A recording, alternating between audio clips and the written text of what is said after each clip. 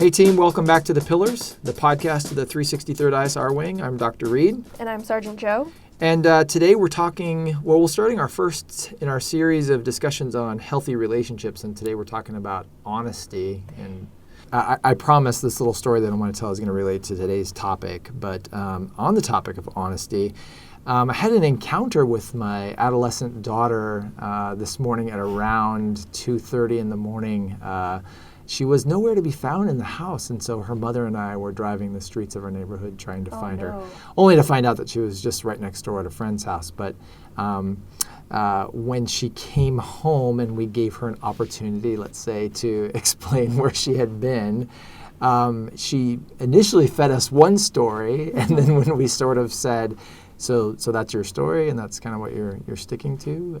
That promptly changed, and then changed again. And I want to say after the third or fourth iteration, we finally got to something that's probably reasonably close to the truth. But it was impressive, the iterative process, how many of those we went through before we got to something that sort of resembled the truth. And so, in preparation for our talk today, I knew we were going to be talking about honesty. I started to think about what is the function of that kind of behavior? Why do people engage in that varying levels of truth telling when they're cornered or they're confronted like that? So honesty. Well, the crazy thing about honesty is it's not just telling the truth, right? We have levels. It's about being fair and straightforward with not only yourself but others. And so it's definitely interesting that she chose to have these multiple layers of how much information do I really need to give before you're satisfied, I'm satisfied, right? Right, and you're talking about, in the last few weeks you've been writing about healthy relationships, and you're talking about how various qualities or components are important to healthy relationships, the first of them being honesty. And you kind of break that down into different categories of honesty. And what I think we're talking about here is verbal honesty. Yep. And certainly my relationship with my daughter is one that I value. It's important to me, and the success of that relationship does hinge a bit on honesty. And I suppose that's true, right, for all of our relationships, whether they're intimate relationships, with our romantic partners, or whether that's, at work or with our family relationships. A certain amount of honesty seems to be pretty important, doesn't it? Oh, yeah. Well, and the crazy thing about the types of honesty is that they all play together, right? So we have our verbal honesty, our emotional honesty, and then physical honesty, but they all play in there, right? So when you're telling a story or you're confronting someone or just sharing information, we use the words, but then there's an emotion usually attached, right? And then we have our body language, our physical ability to kind of express that. But I definitely believe that emotional honesty is probably one of the hardest. And what do you mean when you say emotional honesty? It is so hard to be vulnerable to kind of talk about feelings.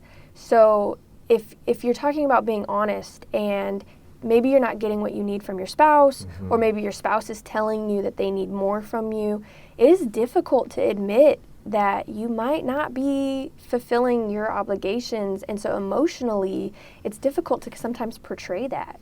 I think about, when you say emotional honesty, I think about the situation where when one partner is trying to kind of guess at the emotional state of the other one, the partner who's being confronted is just sort of denies that they're having a particular emotional experience.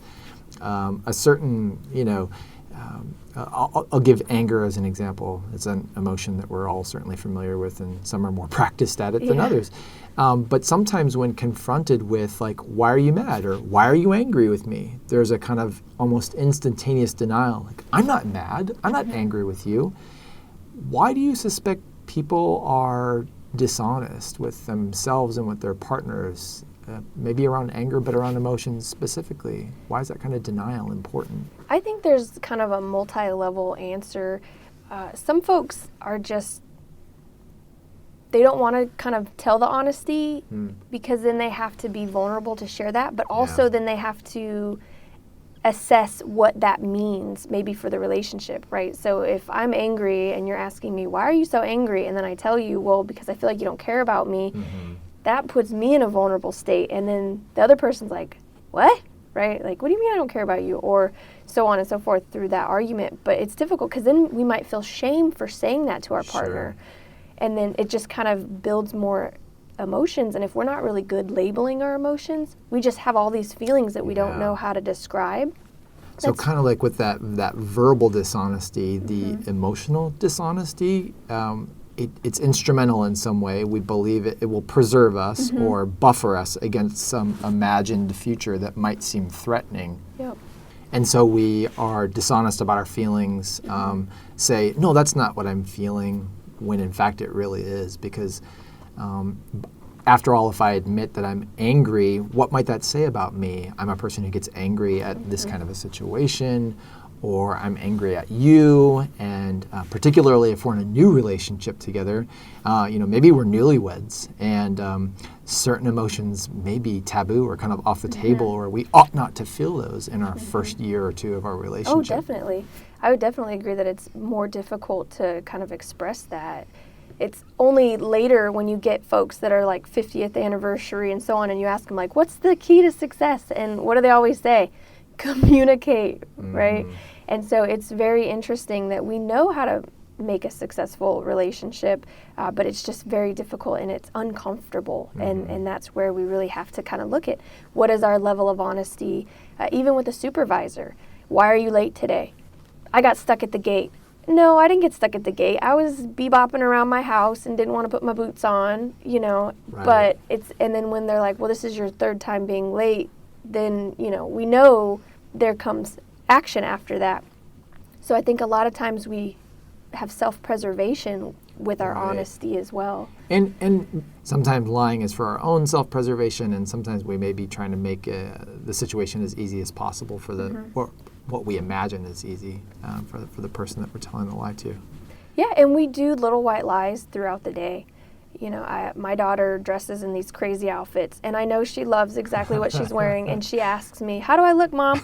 For me personally, I wouldn't walk outside in purple cowboy boots with a tutu and this like rock star t-shirt, but that's her thing, and so I think she's adorable. Would I wear that? Not at my age, of course, but so I'm like, girl, you look great, right? And so that boosts her self-confidence, and I could see her shine after that, right? There's a little insecurity, and then when you say, like, you're looking great, girl, rock it, then she's like, yeah, I'm going to rock it. And she does, and she carries that for the rest of the day. Now, if I had been like, are you really going to wear that? You don't care what people think about you? That's just going to bring her down, so then she's not going to walk out that front door as confident as I want her to be in this world. I think that's what I was thinking about earlier, that those little white lies, those fibs or whatever, that's kind of that social lubricant that I think we actually prefer, even though we're asking for honesty or brutal honesty. We prefer to live in a world where there's a little bit of white lying because it helps us to get out the door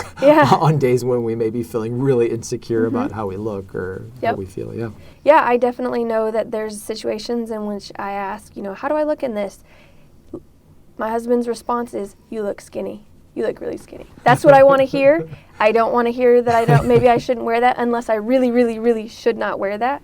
But typically that's the response I like to hear because that's what I need. I need to hear that, you look good. you look good in that. You also write about physical honesty, and I wonder if you can unpack that a little bit. What is that? Physical honesty is such an interesting thing because we do little small tales with our body language, even just the comment, actions speak louder than words. When you provide a lot of verbal honesty, but then your actions don't match that, or you're consistently touching your face like we had talked about earlier, right? When you're trying to talk to somebody, but you're not really being dishonest. We kind of have small tells. You cross your arms, you lean back. We change our eye contact. Maybe we're not as direct. We start backing out of a room like my daughter does, right? These are all physical signs that we're potentially uncomfortable and maybe being a little dishonest. Or even if we're honest, these actions may perceive as dishonest, and then we're not understanding why the person we're talking to doesn't believe what we're saying, right? Because 80% of our language is nonverbal. So if only 20% is the words coming out of our mouth, 80% of the message is being received through our nonverbals. So if you tell me that you don't feel good, but you've got this big smile on your face and you're just like kind of jumping around, I'm going to know like this doesn't make sense. Yeah, and the research says that we're not actually very astute lie detectors, right? So it's pretty much a coin flip whether or not we accurately assess whether or not someone is telling us the truth. And all that means to me is that when it comes to physical honesty, our brains are pretty active when someone's telling us a story. We're looking at all kinds of cues, whether we know it or not, to try to assess whether or not this person's actions, their behaviors are consistent with what they're saying or the emotions that they're portraying. We're performing this kind of assessment, and we're simultaneously trying to figure out, okay, if I believe this person is lying, am I willing to live with that lie, or now do I need to call them on that lie? So there's a lot going on behind the scenes that we're assessing, and I guess physical honesty is the way, as you described it, is one of those things. But needless to say, I think honesty is important in relationships, and in preparation for this, thinking about this, I was thinking, and I hate to put you on the spot, but honesty is a value, it's a virtue, I think, in our culture, and probably across many cultures, if not all. But I started to wonder, is it important to be forthright about everything? Yeah, I know for me, again, specifically, when there's too much honesty, I consider it criticism. And I know that the honesty component is basically your opinion of whatever the perceived event is, right? It could be factual, right? Like if I did something, factual. But typically, if there's too much honesty in the way that it's delivered, I might get super guarded and feel like you're criticizing me, but I've asked you for that truth. But then I seem to not want that level of truth. So it's like, ease up a little. Give me like the kindergarten version, right? I'll try to make some changes or whatever we need to discuss about the situation, but don't go crazy on me, right? And I think that's a lot of people. There's like varying levels. I want you to be as honest as I feel comfortable with, and I'm only going to be honest with you as much as I feel comfortable with, right? Honestly, I think we're coming to the end of this podcast. I know that in future Pillars episodes, we're going to be talking more about other concepts related to honesty, trust and respect, those kinds of things as well. All important parts of building and maintaining healthy relationships. I think a good takeaway, though, is if honesty is lost, it can be rebuilt. And that's something that if we want to work towards. And so even though we know a situation has happened and a person has lied to us and it has impacted us significantly, you can rebuild that honesty. You can get to that part where the person gets trust. And we'll go into more of that quality next time. Yeah, and I guess I would issue a challenge. Like maybe you've been recently caught in a untruth or a lie or however you want to talk about it. But there's always an opportunity, I think. You're alluding to this as well. There's always an opportunity to experiment with telling the truth. We may not tell the truth, whether that's emotionally, verbally, or physically. We may be being dishonest because we imagine that the truth would be harmful or that we simply couldn't handle the outcomes associated with telling the truth. And I guess we have the opportunity, and I would issue the challenge to just experiment this week with being a little bit more honest than you potentially have.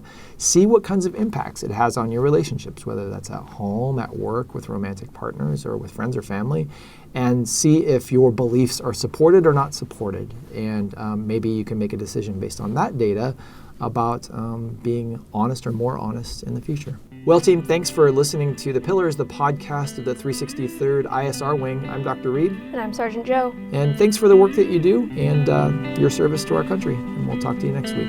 You're awesome.